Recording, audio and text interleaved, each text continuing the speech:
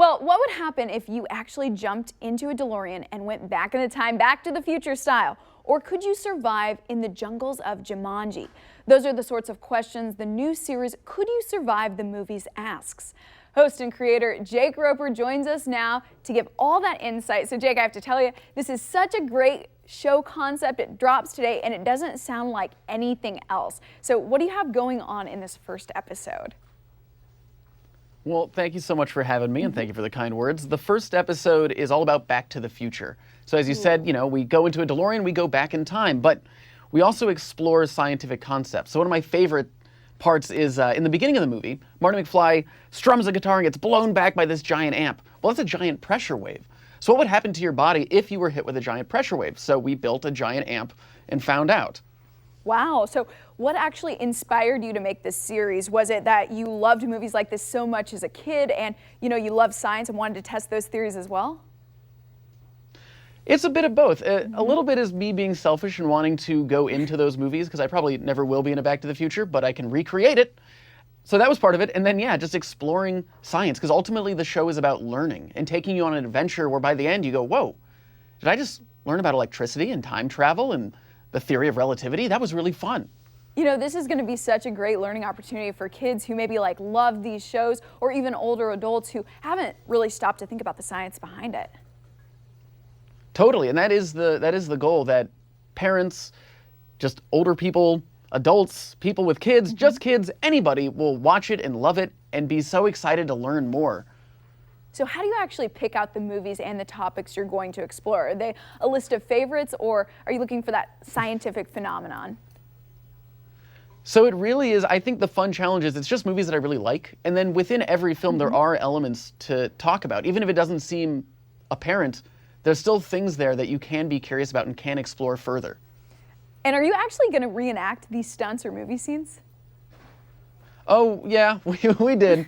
It was, I'm not a stuntman, and I definitely shouldn't be, but it was really fun to pretend to be one. Okay, well, it sounds like there could be some funny and really great moments. Do you have any moments or memories you'd like to share when you were filming? Oh, yeah. So one of my favorite experiments or demonstrations that we did is in the Die Hard episode where, there's that famous scene of John McClane jumping off the top of the building wrapped to a fire hose. And so we did that. What would happen to a human body if it jumped off a building with a fire hose? And it would be horrible, but it was so fun to watch and find out why it would be so horrible. Okay, we're definitely going to have to cue that up, if nothing else, just to see exactly how it finished out. I know, I don't want to give any spoilers, so you'll have to watch it. Okay, so are there any movies that you really wanted to explore, but when you put it down to the pen and paper, or maybe even when you tried it, you just found out it wasn't possible? There was one that we wanted to do, which was Karate Kid. Oh. We thought that would be really fun, but it turns out you could survive it. It was pretty in your face. You could survive like a martial arts fight or chopping through ice blocks, because I did it myself just to test, and it was fine. But maybe for season 2, who knows? Okay, so, let's touch on this. How do you actually explore the real-life science behind gaming, movies, comic, and more, and what really inspires you to do that? It's all about, for me, it's just that I want to learn more, and that whenever you find out a fact, you always want to share it with people. I think that's just intrinsic in all of us, that we love sharing information. And that's what I want to do. It's about taking these things that we interact with every day, be it a movie or a video game, as you said, and then exploring behind it what makes it possible. Is there science? Is there things that we can share around it? And it turns out that there is in every facet. Well, Jake, thank you so much, especially for inspiring a love for science through movies and media. Of course, thank you. Well, driver's ed isn't what it used to be. Coming up, see the modern updates and how tech is helping prepare young drivers to hit the road. Plus, don't get duped the next time you rent a car. A master auto mechanic has the rundown on what you need and what's a waste of money. And later, it's a do-it-yourself project. You dress up your front door. See how to make your own wreath to welcome fall. Better Kansas City's back in 2 minutes.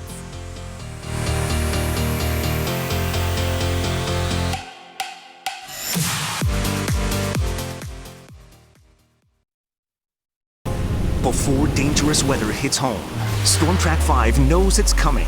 Live Power Doppler detects it right to your street, right to the second. Mobile Storm Tracker follows the storm's path live as it happens. Well, you're looking at a live view of this storm right now. And the Storm Track 5 team alerts you when you need it most. This is the front we're tracking. Keeping you and your family safe, anywhere, every time. Because dependable weather coverage matters. Storm Track 5 on KCTV5 News stands for you. People that work at Synchrony care about each other. I feel like a family. We try to support each other. People I work with are very friendly, a family. We're hiring call center representatives in Kansas City, starting at $15 an hour, with generous benefits. The healthcare is fantastic here. Tuition reimbursement, 401k, the vacation time. Change what's possible. Apply at syfcareers.com or text SYF102 to 90206. When we switched to AAA insurance and we bundled our home and auto, we were shocked at the savings. Not only did we increase our coverage significantly, but we also saved hundreds of dollars. I switched to AAA because I saved over $450. That makes a big difference in my budget. Switch to AAA insurance today, and you could save an average of $508 on auto insurance. Compare that to Geico, State Farm, even Allstate. Call now for your free auto insurance quote to find out how much you could save. This type of savings on the insurance goes a long way in helping me do the things I like to do. Because of the savings that we get from having AAA insurance, we're able to do more of the things that we love. We might go to the spa, go to the concert, go out to eat. Yeah, it makes me feel good about spending the money when I know we've already saved it. To find out how much you could save by switching to AAA insurance, call 877-849-7150 for your free auto insurance quote today. AAA Insurance, helping you save more. Welcome back to Better Kansas City. Holy brake pedal, or rather, hold the brake pedal, your kid's getting a license. Now, if you're wondering what's changed since you got yours, our partners at Family Circle are getting us up to speed on how driver's ed is taught in 2019.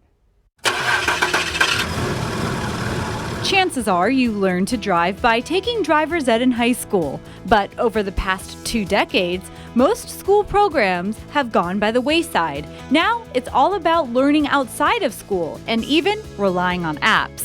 There's an app called Road Ready that basically logs your driving experience. You're required to get 50 hours of experience. To go with that, there's a printed guide called the Parent Supervised Driving Guide that has specific instructions to help parents and teens learn how to drive. And say goodbye to 10 and 2. That is a thing of the past. So most driving school instructors don't encourage 10 and 2 anymore because of the airbag problem. The airbags have always worked to keep drivers safe, but now there are other features that help protect drivers. Those, however, should not be a replacement to traditional driving techniques. The backup cameras are a great example of the new technology. It's useful and we do encourage people to use them, but it doesn't take the place of looking over your shoulder and checking. You have to look as well as use the camera. Same thing with lane assist and automatic stopping. They're useful safety features, but they don't take the place of paying attention to the driving. Another big change, the definition of impaired driving is not just limited to driving under the influence anymore, but texting and driving. Family Circle recommends getting an app that can block texts while the car is in motion. But some things have remained the same over the years, so make sure your teens are still getting the proper experience. Things like 50 hours of behind-the-wheel experience. You have to hold an instruction permit for 6 months. There's passenger restrictions after you get your license and a nighttime driving curfew. Those things were put in place for good reason. The research shows that those are the most dangerous things that teen drivers do. To keep your teens out of danger, parents can take extra precautions. Another good tip is when your teen starts driving, get a parent-teen driver contract. All you have to do is look it up online. There's a contract that spells out what your teen is supposed to do and what the consequences are if they break that contract. Those are very helpful. Handing over the keys to your teenager can feel like the biggest leap of faith you've had to take, but following these guidelines will help your kids stay as safe as possible on the road. And whether it's learning how to help your teen become a better driver or picking out their first car. For tips on all of these topics, just visit FamilyCircle.com and don't forget to check out the November issue, which is available now.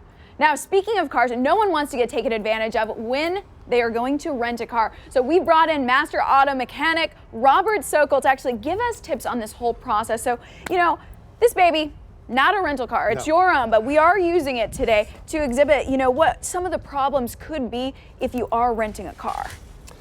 There are a lot of problems. There's basically two types of problems.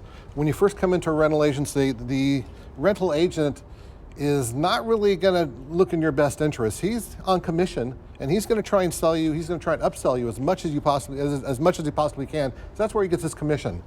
The second problem is when you return the car, you want to return it obviously damage-free, but you have to be careful because there might have been some prior damage on the vehicle that they might want to try and charge you for. Robert, so you're telling me that a rental company could potentially take advantage of us? How is that possible? Yeah, you know, they're unscrupulous people in all walks of life. Okay, so you have to be prepared in any walk of life. That's a really good point we're making. Now, let's talk about, do we get the insurance policy or do we not? Because, you know, there are many providers out there that maybe you've got those extra riders on your policy. Very good. Do you buy the insurance or you don't buy the insurance? Well, check with your insurance agent on your auto policy, and many times it'll cover your rental car. If you have a gold or platinum card, credit card, that'll often cover the insurance. If you have a travel document, such as you're going on a cruise and you might have an insurance policy with that, that might cover it also. Okay, now what about navigation? Because I just took a look inside your rear view mirror, inside through that window trying to get a peek, and I didn't see a GPS, so should we be renting one? Most smartphones have a GPS on it, so if you want to get a GPS or satellite radio, $7.99 a day. If you want to rent a child safety seat, that's $10 a day. A fuel plan. So you're talking between those two, I mean, that would be almost $20. Yeah. But there are a lot of ways. A lot of things they'll try and get for you. For example, if you just want to cover yourself for insurance, that's $10 a day. Cover your belongings in the car, $5 a day. An additional driver, $13. Sounds like a racket. It kind of is. Okay. They get commission on every one of these they sell. So, Robert, if you had like one tip that people really should do, what would you say that is? The biggest tip is take a lot of pictures of your car, of the rental car. Walk around, get all four sides, get inside the front seat, get behind the rear seat, get the dash, get the mileage, because this way when you bring the vehicle back and they say, this dent wasn't there before, you need to charge, that's $200 more because there's a dent there.